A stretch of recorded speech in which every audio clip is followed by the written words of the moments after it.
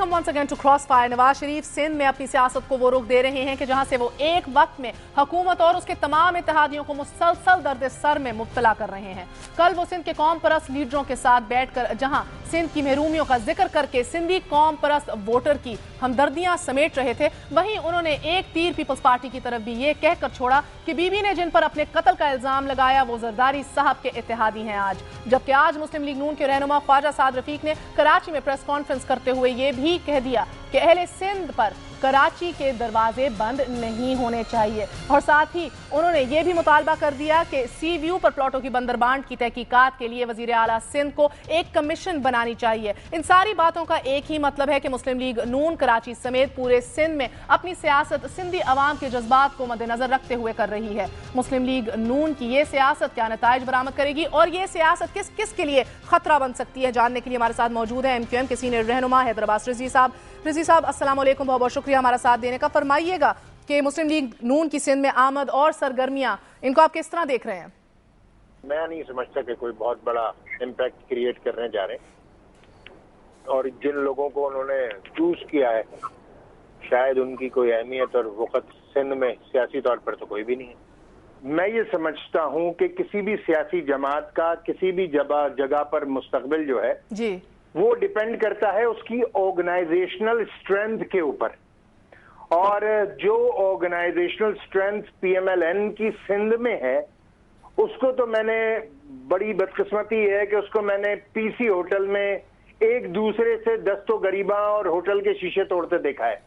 तो अगर सिंध में PMLN का सियासी मुस्तकबिल आपस में एक दूसरे से गुत्थम गुत्ता है, मार पीट कर रहा है, होटल के शीशे तोड़ रहा है, तो फिर ये समझ में आनी चाहिए कि क्या मुस्तकबिल हो सकता है।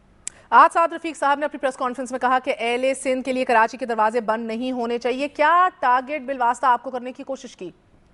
वो अक्सर जिन दबाव के तहत बयानात देने पर मजबूर कर दिए जाते हैं, मैं उनकी मुश्किल को समझता हूँ। आप उनकी शख्सियत और उनके बयानात का तजाद सामने रख कर इस बात का बखूबी अंदाजा लगा सकते हैं कि कब उन्होंने किस बयान को किस तरह और किसकी मर्जी से और किसके दबाव पर दिया है। तो मैं ख्वाजा साद रफीक की पोजीशन को बहुत अच्छी तरह समझता हूँ, इसलिए इस प्रेस कॉन्फ्रेंस पर कमेंट करने से एतराज बरत रहा। बहुत बहुत शुक्रिया आपका हैदराबाद रिजवी साहब, हमारा साथ देने का। बहुत से जवाब सामने आ गए, लेकिन आज की एक और अहम तरीन डेवलपमेंट आपको बताते चले नाजरीन। सुप्रीम कोर्ट ने आज 3 नवंबर 2007 को उस वक्त के चीफ ऑफ आर्मी स्टाफ के जारी करदा PCO के तहत हल्फ लेने वाले आला अदलिया के जजों को अदलिया से फारिग करने का हुक्म जारी कर दिया है। अब अदालत ने तौहीन अदालत की कार्रवाई के खिलाफ दायर जस्टिस हसनात अहमद खान और जस्टिस शब्बर रजा रिजवी की जो है इंट्रा कोर्ट अपील खारिज कर दी है, और ये हुक्म दिया है साथ कि 18वीं तरमीम में पार्लियामेंट ने परवेज मुशर्रफ के 3 नवंबर के गैर आईनी इक़दाम की तौसीक नहीं की, इसलिए PCO के तहत हल्फ लेने वाले जज अदलिया का हिस्सा ही नहीं रहे।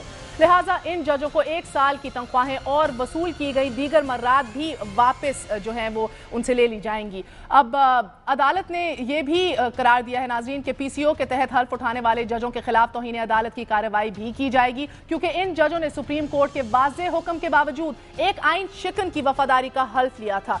यहाँ एक दिलचस्प कानूनी नुक्ता पैदा होता है, वो कुछ यूं है कि फारिग होने वाले जजों हसनात अहमद खान और शब्बर रजा रिजवी ने अदालत उज़्मा में एक मुतफर्रिक दरख्वास्त दायर की थी कि उन्होंने सिर्फ हल्फ लिया था। जिस आर्मी चीफ ने यह PCO जारी किया और जिस वजीर आजम और कोर कमांडरों ने इस गैर आईनी इकदाम पर अमल दरामद करवाया, तौहीन अदालत का असल इर्तिकाब उन्होंने किया है।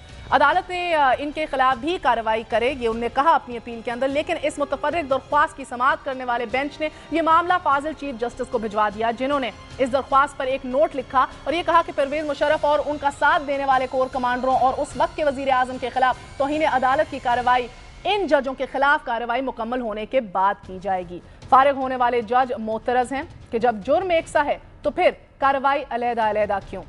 ये सवाल उठाने का मुनासिब फोरम अदालत ही है, और वही इस सवाल का बेहतर जवाब दे सकेगी। आज के लिए इतना ही, हमें लिखना ना भूलिएगा। क्रॉसफायर@dunianews.tv। सी यू ऑल अगेन, अपना ख्याल रखिएगा। खुदा हाफिज।